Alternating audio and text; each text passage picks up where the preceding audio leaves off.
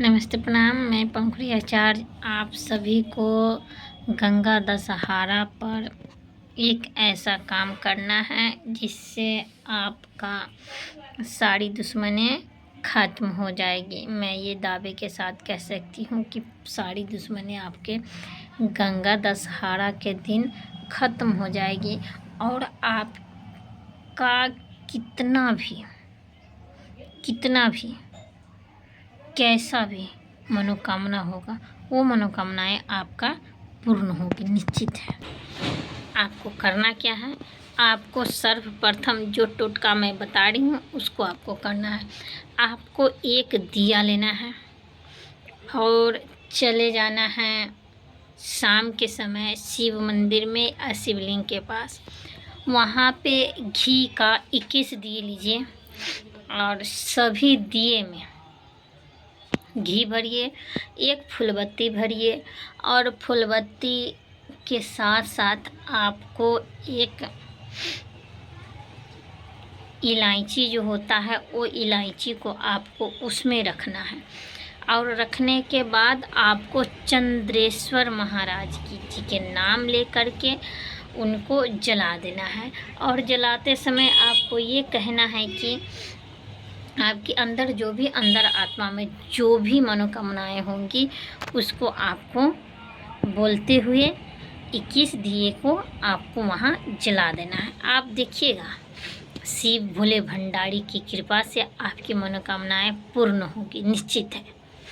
और दूसरा ये उपाय है, गंगा दशहरा कल है, आपको यानी उसको गंगा दशहरा भी कहते हैं, कार्तिक स्नान भी कहते हैं, कार्तिक पूर्णिमा भी है कल। आपको हो सके तो आप 121 दिए, ज़्यादा भारी मनोकामनाएं हैं जो आपको पूर्ण नहीं हो रही हैं, आपकी शत्रुओं लगातार आप पर अटैक करते हुए दिखाई दे रही हैं, शत्रु आपको अब पीछा नहीं कर पा रहा है, वो पैसे वाला है, आप गरीब हैं, इस सब चीज़ों को आपको ये मन में डर बना रहता है कि नहीं वो पैसा वाला है, वो मुझे गाली दे देगा। क्यों दे देगा? वो पैसा वाला है, इसका मतलब लाइसेंस तो नहीं मिला है किसी को कुछ गाली दे देने का, चाहे किसी को अपमानजनित शब्द कहने का, ये तो किसी का लाइसेंस नहीं मिला है। आप उससे डर रहे हो कि नहीं ये पैसा वाला है, मैं इससे लगूंगा, मैं इससे उलझूंगा तो मुझे ये गलत रिएक्ट करेगा नहीं। अगर आप में गलती नहीं है, बार बार इस चीज़ को, पैसे वाला हो या कितने भी करोड़पति हो, इस गलतियों को वो बार बार दोहराता है तो उसको जवाब देना निश्चित है। क्योंकि अगर जवाब नहीं दिए तो आपको बार बार वो नीचा दिखाएगा, आपको बार बार अपमान करेगा, आपके साथ बार बार अभद्र भाषाओं का प्रयोग करेगा। इसीलिए उनको जवाब देना चाहिए। और आपको ये लगता है कि मैं उनको जवाब दूंगा तो मुझे डर लग रहा है वो कुछ से कुछ कर देगा, या मरना तो सबको है, हर इंसान को, हमें भी मरना है, सबको मरना है, मरने से कभी भी डरना नहीं चाहिए, कभी भी नहीं। तो मैं तो आपको ये अंदर आत्मा में जो डर बना है, मैं वो डर को अब पहले मैं दूर की हूँ। उसके बाद मैं आपको नदी के तट पर 121 दिए आपको जलानी है और हर एक दिए पर दुश्मनों का नाम लिखना है, चाहे वो कितना भी पैसा वाला क्यों ना। हर एक दिए पर दुश्मनों का नाम लिखना है और किसी तालाब, पोखर या नदी में जा कर के उसमें घी भर के, रुई की बाती लगा करके काले स्याही से उस पर दुश्मनों का नाम लिखना है।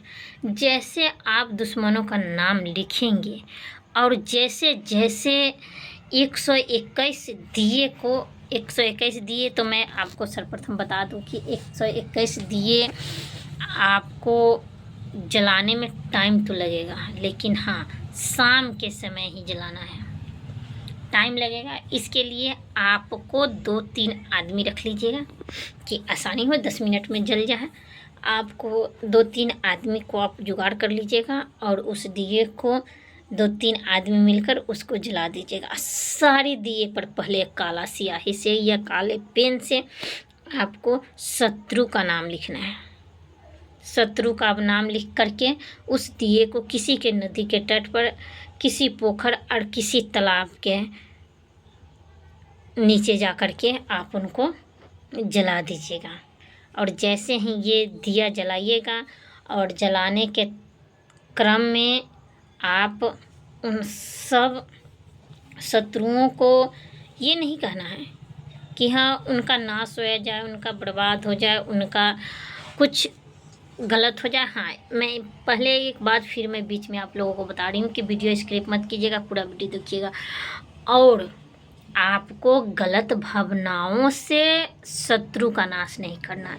अगर आप जायज़न अगर सही हैं और सामने वाला गलत है और आपको लगता है कि नहीं वो पैसे वाला है, हम उसके साथ उलझेंगे, तो हमें साथ वो गलत कर सकता है। इसीलिए अब आप अगर नहीं उलझना चाहते हैं तो मौन धारण कर लीजिए और ये सब प्रक्रिया कीजिए। आपको ज़रूर उन व्यक्तियों का सामना करने में सफलता मिलेगी। और सामना क्या करना है, कुछ नहीं करना है, बस यही टोटका करना है। उसके बाद से आप देखिएगा आपका शत्रु आपका पीछा करना छोड़ देगा। और ऐसे गाली गलौज रिश्तों से तो अच्छा है कि आप भगवान के शरणागति लीजिए। मैं हर दर्शकों को कहती हूँ कि भगवान के शरणागति लीजिए कि भगवान एक ऐसे चीज़ है जो सारी चीज़ों को पार घाट लगा देते हैं। और बात बता रही थी मैं उस दिए के बारे में, तो आपको उस दियों को जला देना है। जलाने के समय ये नहीं कहना है कि हाँ शत्रु का नाश हो जाए, शत्रु का बर्बाद हो जाए, शत्रु ये हो जाए, शत्रु मर जाए। ये सब शब्दों का इस्तेमाल नहीं करना है, चाहे शत्रु भी है। मैं आपको बताती हूँ, शत्रु कौरव था जो जिनके पास 100 इंसान थे, 100 आदमी थे, और पांडव 5 था। फिर भी वो शत्रुओं के प्रति नकारात्मक सोच को नहीं रखा, जिस कारण है कि वो 100 होते हुए भी हार गया। और ये 5 पांडव 5 था, फिर भी वो जीत गया। इसीलिए क्योंकि शत्रु है फिर भी नकारात्मक ऊर्जाएं उसके साथ है। नकारात्मक सोच मत रखिए कि हाँ वो मन मार रहा है तो आप उनसे बोलिए, नहीं मन मार रहा है तो नहीं बोलिए। आप अपमान जनित शब्दों को सीने में दबाए रखें और माँ लक्ष्मी के नाम लेके या माँ काली के नाम लेके आप उस दिए को जलाते जाइए और कहिए कि हे माँ, इसने तो मुझे बहुत बड़ा अपमान किया है, इस अपमान का मैं सहन नहीं कर सकती हूँ या सहन नहीं कर सकता हूँ। इस अपमान को आप रखो। आज मैं कार्तिक मास की पूर्णिमा की तिथि को मैं ये अपमान शब्द को आपको समर्पित करती हूँ। इतना ही कहते कहते सारी दियों को जला देना और जलाने के तत्पश्चात आपको मुड़ कर नहीं देखना है, घर वापस आ जाना है और माँ को कहना है कि हे माँ, उसका बुरा ना हो। बस यही थिंकिंग रखना है कि उसका बुरा ना हो। और इन अपमानों को जो मेरे साथ अपमान हुआ है, ये अपमान मैं आपको समर्पित कर रही हूँ या कर रहा हूँ। देखिएगा अपमान करने वाला इंसान का हेकरी निकल जाएगा। मैं दावे के साथ कह सकती हूँ कि अपमान शब्द निकालने वाले को, पार्टी फंक्शन में बुलाकर अपमान करने वाले को, बेवजह से गाली गलौज करने वाले को हेकरी न निकल जाए तो मैं यूट्यूब चैनल छोड़कर भाग जाऊँगी, निश्चित है।